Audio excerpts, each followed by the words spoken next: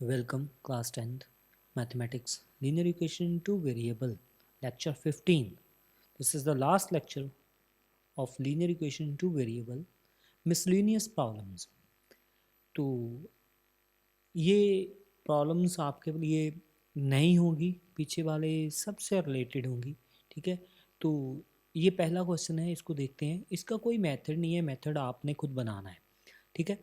2 men and 7 boys, 2 men and 7 boys can do a piece of work in 4 days, ठीक है। 2 men हैं और 7 boys हैं, ठीक है। वो एक काम को 4 days में करते हैं, ये हमें दिया गया है। दूसरी कंडीशन क्या दी है, वाइल 4 men, ये मैन है, ये बॉय है, ये डे है, ठीक है। ये इतनी बात समझ आ गई। और 4 boys can do piece of work in 3 days, 3 दिन में करते हैं। तो हमने 1 1 1 1 निकालना है, ठीक है। इतनी सी काम है, इतना सा क्वेश्चन है ये। चलो इसको शुरू करते हैं, देखते हैं ये कैसे होगा, कैसे किया जाए। इसका एक छोटा सा मेथड सा है, वो आपने देख लेना है भी कैसे होता है, ठीक है। सॉल्यूशन करते हैं, ठीक है। एज यूजुअल जैसे हम पहले करते थे, तो वही ऐसे ही है। 1 man do a piece of work, जो भी हमें निकालने को कहा है उसको हमने लेट करना है। पीस ऑफ वर्क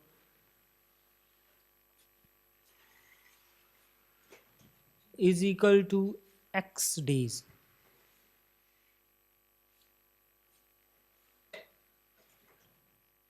तो एक पर्सन जो है उसको काम करने के लिए x days चाहिए, x days में वो काम करेगा। एंड जो बॉय है वो उसी काम को y days में करेगा, कैसे, अलोन, अकेला, ठीक है, उसी काम को, ठीक है। तो इसके लिए हम करेंगे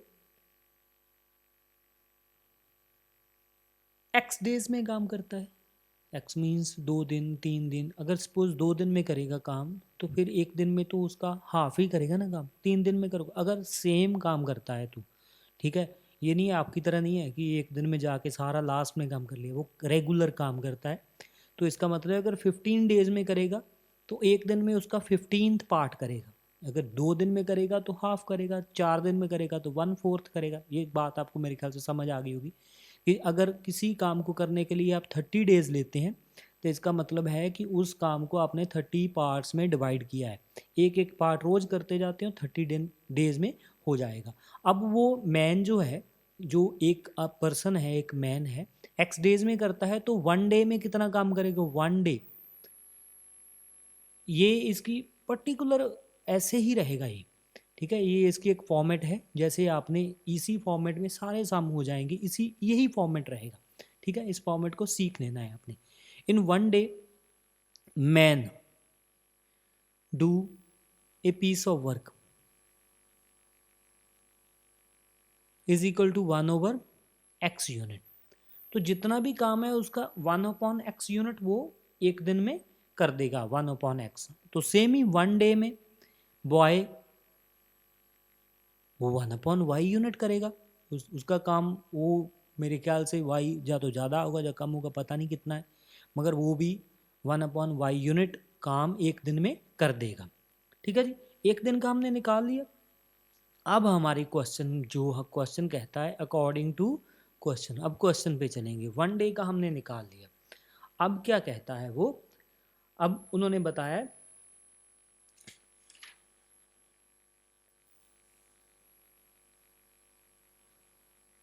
ये पहली condition, this is the first condition, ये सेकंड कंडीशन है, ठीक है। इस कंडीशन को 2 मैन है, अब कितने मैन है, एक मैन की बजाय 2 मैन हो गए, ठीक है। 2 मैन है तो कोई बात नहीं, वो हाफ हाफ काम करेंगे, ठीक है। ये तो सिंपल सी बात है। एंड 7 बॉयज हैं, ठीक है। तो 7 बॉयज हैं, तो ये एक दिन का काम है, 2 पर्सन करेंगे तो डबल नहीं होगा काम, एक दिन का काम है एक पर्सन का, 2 करेंगे तो डबल हो जाएगा। अकॉर्डिंग टू क्वेश्चन जो मेन वाला पोर्शन है वो 2/x आएगा एक दिन का। ठीक है जी। तो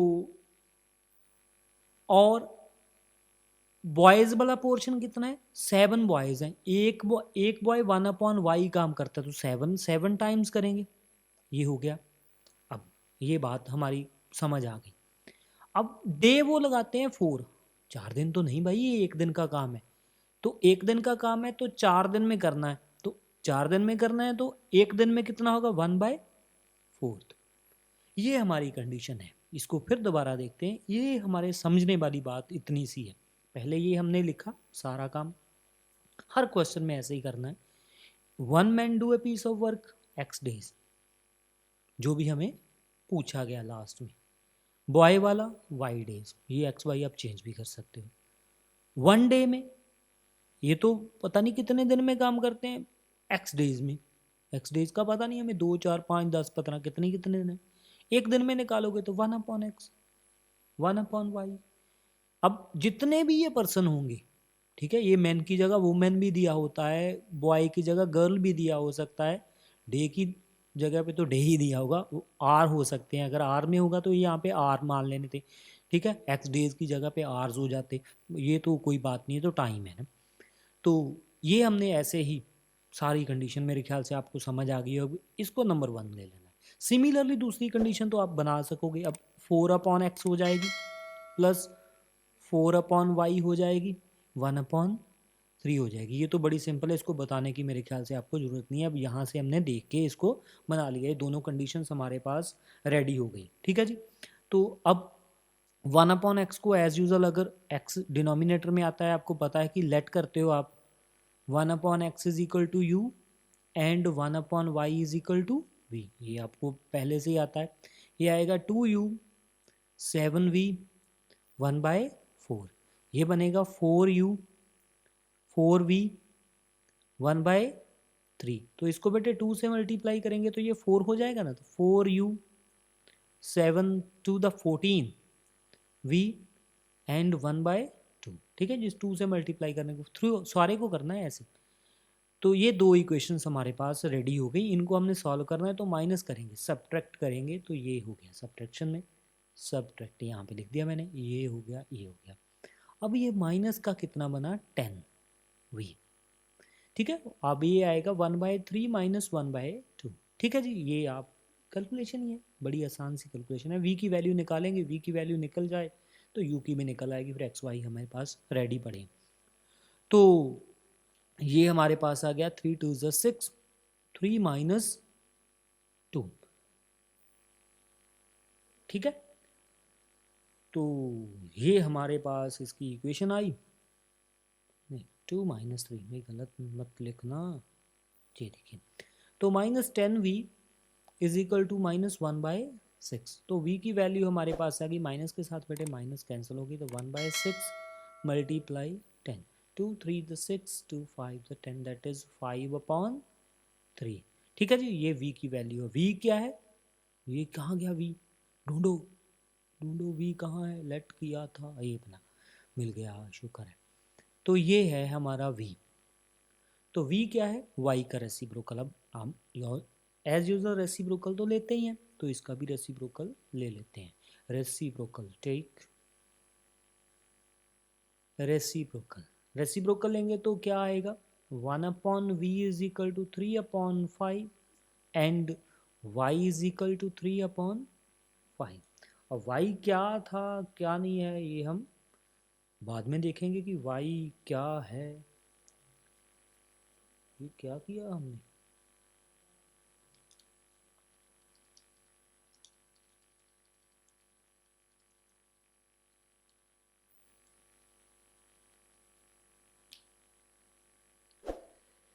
ठीक है जी। तो माइनस के साथ बेटे माइनस कट गया, तो ये 1/6 1/10, तो v की वैल्यू आ गई 1/60। अब v को क्या माना था, v कहाँ गया, v कहाँ गया, ये मिल गया। ये देखिए जी, v है हमारे पास, ये वाली चीज हमने v मानी थी। v क्या है, y का रेसिप्रोकल। अब हम क्या लेंगे, टेक रेसिप्रोकल।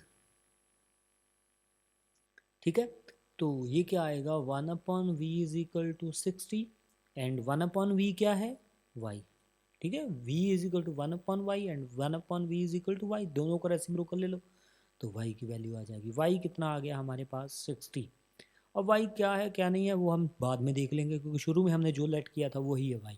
अब y की हमारे पास सिरदर्दी खत्म होगी, x की रह गई। x निकालने के लिए v की वैल्यू सब्स्टिट्यूट करने के लिए u की निकालनी है। ठीक है जी, तो इक्वेशन नंबर इसमें सब्स्टिट्यूट कर देते हैं, ये नंबर है हमारे पास 3। ठीक है, put v is equal to 1/60 in equation number 3। तो ये 3 में सब्स्टिट्यूट कर देते हैं तो बनेगा 2u 7 1/60 इज इक्वल टू 1/4। ठीक है, 2u is equal to 1/4 minus 7/60। ये 7 से 760 कटिंग तो होती नहीं है, इधर जाके माइनस हो गया, ये बिल्कुल सिंपल सी बात है। 60 हो गया। ठीक है, 15 माइनस 7 u 1/2। ठीक है जी, 15 में से 7 निकाले बेटे, ये बन जाएंगे 8। 60 1/2 4 15, तो ये बनेगा 1/15। फिर टेक, यही बात दोबारा लिखेंगे, मैं नहीं लिखूंगा, आपने लिखनी है, टेक रेसिप्रोकल। तो रेसिप्रोकल लेंगे तो ये वाली चीज़ 1/y है, सॉरी 1/x है, तो 1/u इज इक्वल टू 15 आएगा। सो x की वैल्यू आ गई हमारे पास 15। तो x एंड y अब देखेंगे क्या है, x एंड y क्या है। x क्या है, man do a piece of work, आपने ऐसे ही लिखना है, man do a piece of work in 1 man है 15 डेज। मैन कितने दिन में काम करेगा, man do a piece of work in 15 days. हम लिखेंगे man do a piece of work is equal to 15 days.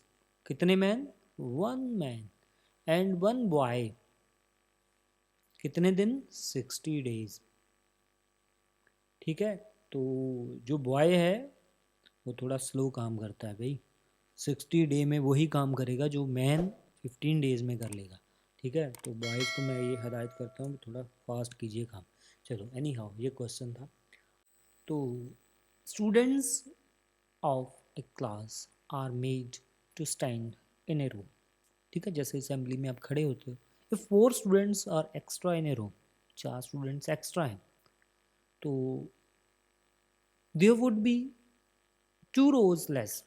अगर 4 स्टूडेंट्स एक्स्ट्रा हैं तो 3 रोज कम की हमने, तो 4 स्टूडेंट एक्स्ट्रा हो गए।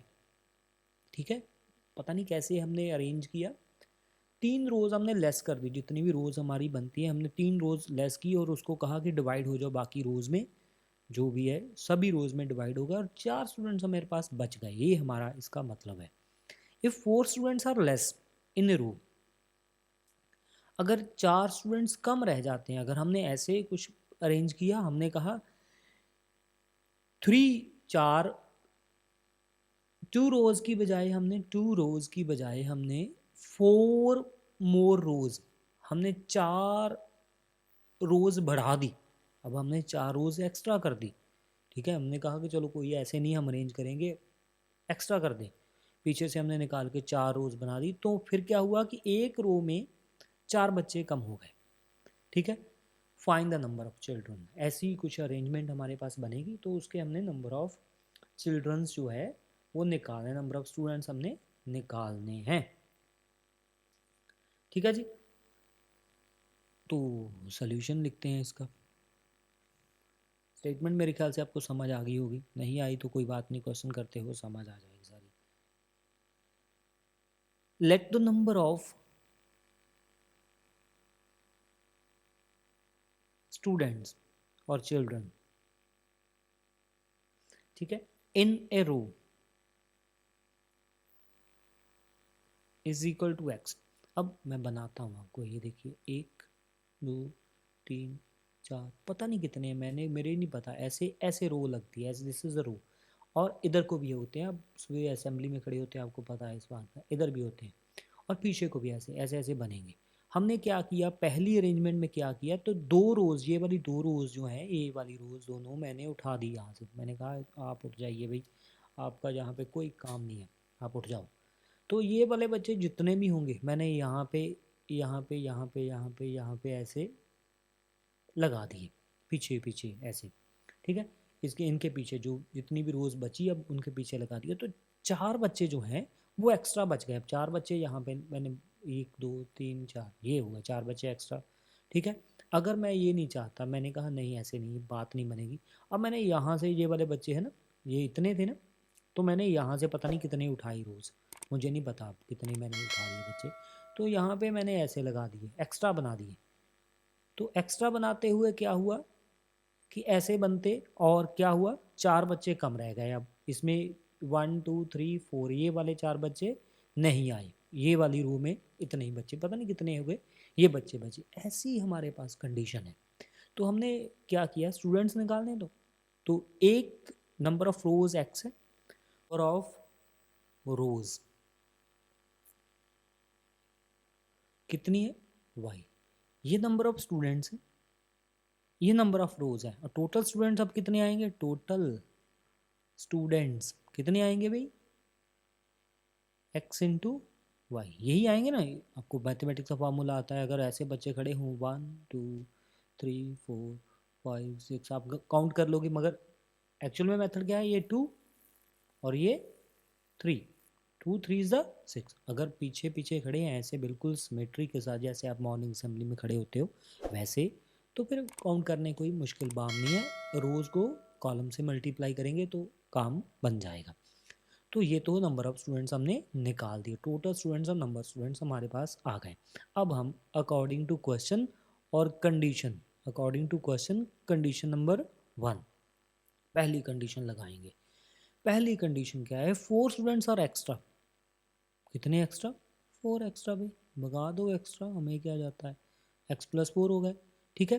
Then there would be 2 rows less, तो 2 रोज लेस कर दीजिए, हमें क्या है, ठीक है। बच्चे अब कहीं भेजे नहीं है, बच्चे उतने ही हैं, बच्चे कितने हैं, एक्स वाई, बात समझ आई। इनको ही शफल किया, इधर से इधर भेजा है, मगर स्टूडेंट तो उतने ही रहेंगे ना, स्टूडेंट्स कम नहीं होंगे, इसलिए एक्स वाई आ गया। ये नंबर 1 कंडीशन हमारे पास बन गई। ऐसी तरह ही कंडीशन नंबर 2, कंडीशन 2, तो कंडीशन 2 क्या कहती है हमें, इफ़ 4 स्टूडेंट्स आर लेस, कितने लेस करने हैं, 4 कर दीजिए भाई, 4 लेस कर दीजिए, हमें क्या, ये लीजिए। और देन 3 देयर वुड बी 4 मोर रोज, तो ये लीजिए, ठीक है, इसको भी एक्स वाई। ये नंबर 2 के कंडीशंस बड़ी सिंपल थी, कंडीशंस हमने बना दी है, ठीक है जी। अभी इसको सॉल्व करेंगे, इसको सॉल्व करने में पिछली बार भी हमने किया था, x y 2x 4y 8, x y cancel, x y 4y, ठीक है, ये माइनस का 4y प्लस का 4x, एक्स वाई, ये लीजिए। तो ये हमारे पास बना माइनस का 2x प्लस का 4y इज इक्वल टू 8, ठीक है जी। कंडीशन बिल्कुल सामने इधर चला गया, ठीक है, इधर जीरो ही रह गया ना, कटिंग होकर जीरो बच गया। अब ये इसमें तो कुछ भी नहीं बचा, चलो आप बोलोगे कि ये क्यों नहीं बचा, ये प्लस का 4x 4y, तो ये नहीं बचा, तो भाई जीरो तो है ही, ठीक है। तो अब तो बिल्कुल सिंपल है ना, इनको दोनों को ऐड कर दीजिए, ऐड करने से वाई वाई तो कैंसिल हो जाएंगे, तो ये बचेगा 2x इज इक्वल टू 8+0, भी जीरो होता है ना, 8+0 0 है, नहीं 8+0 8, वो पता है, आप बच्चे इंटेलिजेंट हो। x is equal to 8/2 is equal to 4, तो x की वैल्यू हमारे पास आ गई भाई 4। ये बड़ी सिंपल सी वैल्यू थी, हमने x की वैल्यू निकाल दी है। अब हम निकालेंगे, कुछ गलत हुआ है, कुछ तो हुआ है,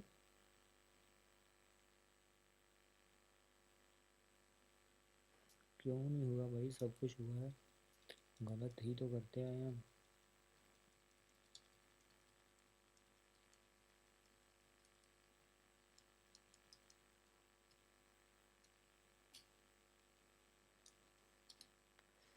ये लीजिए, इसको लिखेंगे -4 4 16 is equal to x y के साथ बेटे एक्स वाई कैंसिल हो गया, आप दोनों इक्वेशन को लिखेंगे -2x 4y is equal to 8, ये 8 उधर चला गया ना, 0 उधर 0 था ना, कटिंग होकर 0 बचा। हाँ, तो यहाँ पे 4x लिखेंगे ना पहले, ये हम x लिखेंगे, 4x 4y, अब 16 उधर जाएगा, ये लीजिए।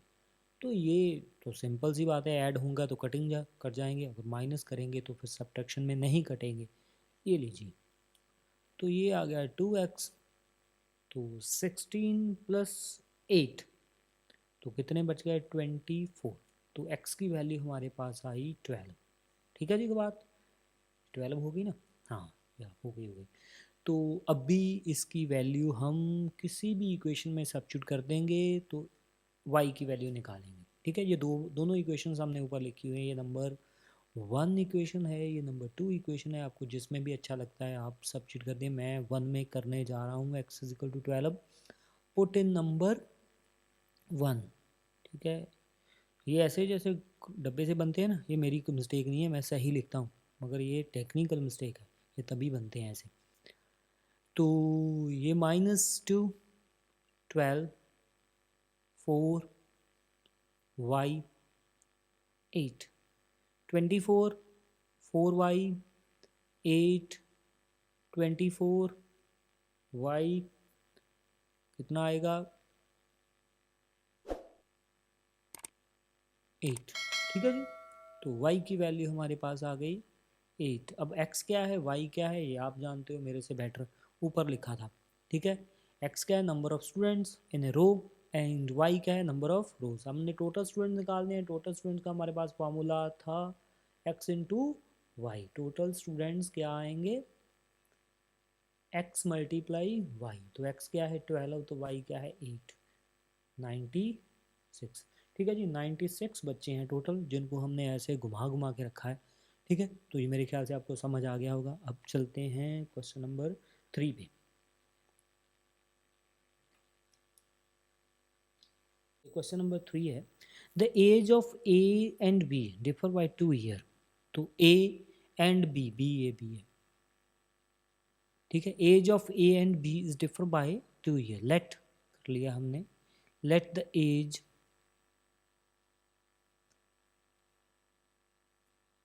Of A is equal to x year.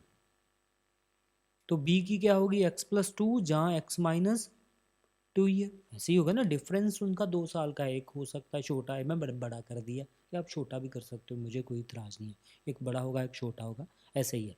ठीक है, आगे differ by 2 year is father's age, A is father's age, A के फादर की एज, ए के फादर की एज अब क्या है, is twice as old as A. तो ए का फादर जो है, फादर की एज क्या है, उसकी एज से डबल। तो फादर से एज कितनी है 2x, बड़ा सिंपल था। ठीक है, अब देखिए, and B is twice as old as is brother D.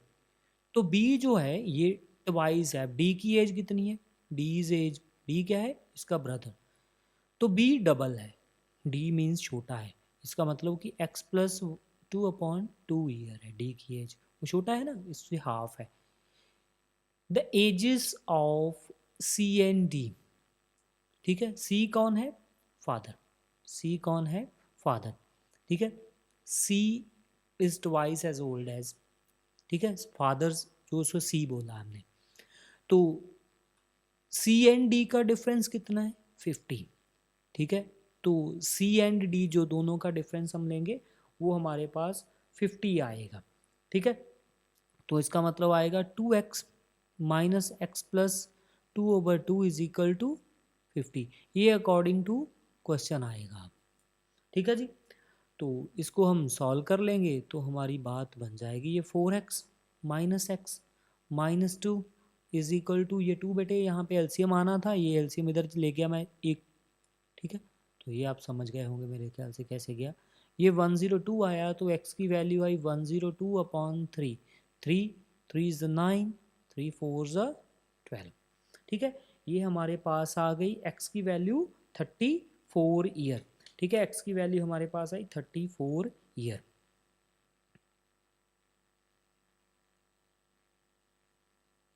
इतनी आनी थी, बिल्कुल ऐसे ही आएगी, कोई बात नहीं, देखेंगे।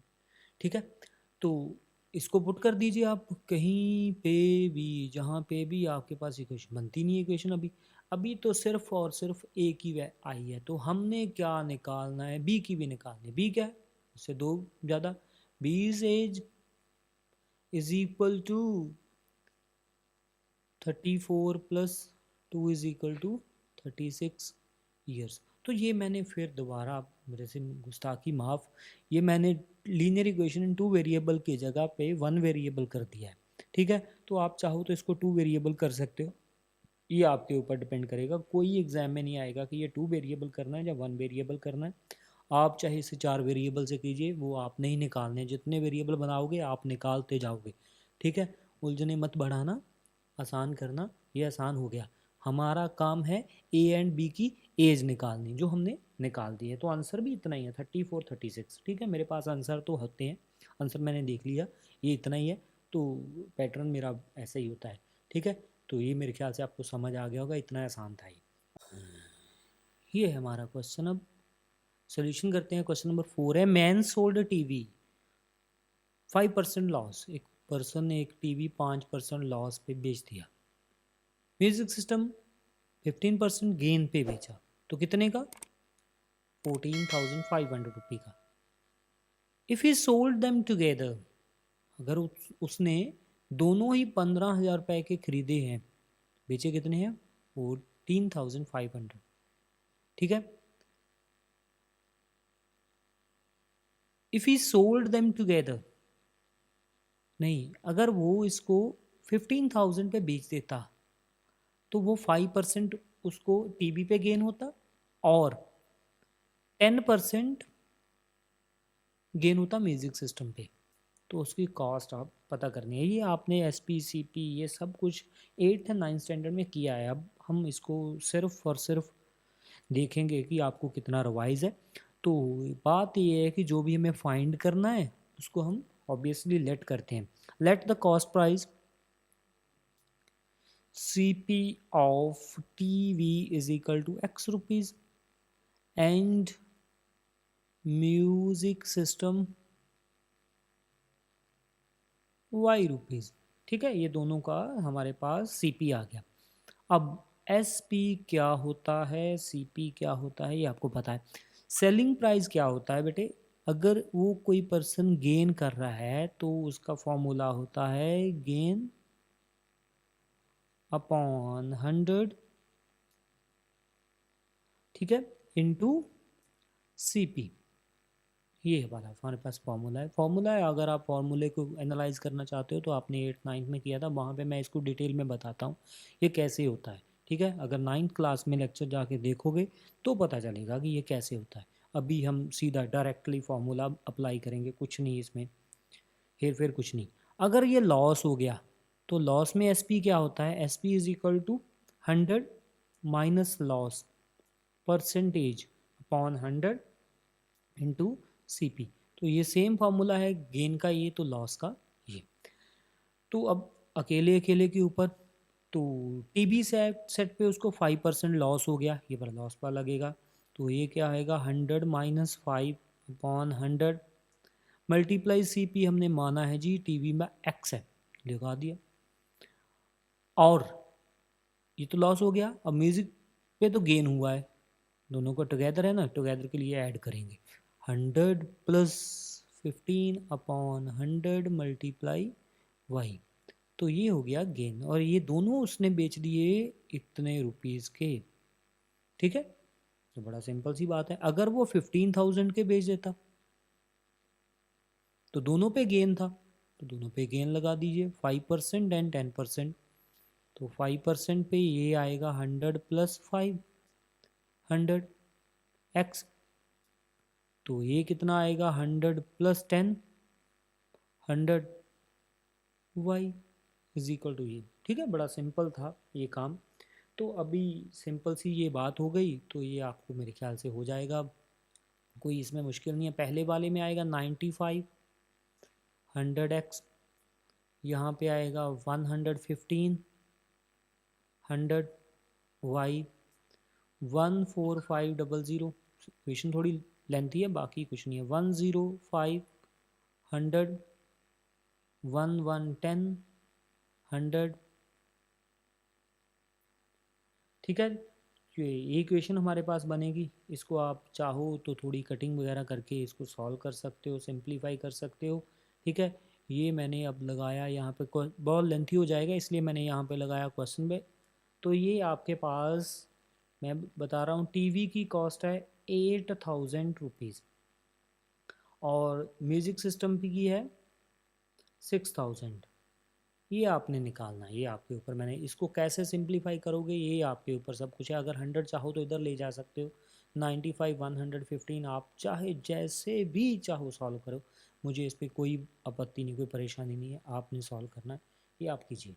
ठीक है, एक क्वेश्चन हमारा लास्ट क्वेश्चन रह गया, वो हम करेंगे, उसकी भी हम हाफ ही कैलकुलेशन करेंगे, इक्वेशन बनाएंगे सिर्फ और सिर्फ, और बाकी का काम आपका।